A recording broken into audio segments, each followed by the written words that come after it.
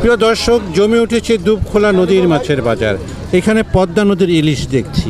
কাকা, ওজন কেমন এটির? এগুলো একটা 600 গ্রাম, 550 600। কেমন দাম আশা করেন?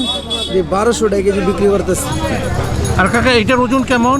ওটি আধা কেজি 450 গ্রাম, 1000 টাকা কেজি। এগুলো কেমন দাম আশা করেন? 1000 টাকা কেজি বিক্রি। প্রিয় দর্শক, পদ্মা নদীর ইলিশ মাছ, এখানে আছে চাপিলা মাছ, আর এখানে আছে খল্লা মাছ।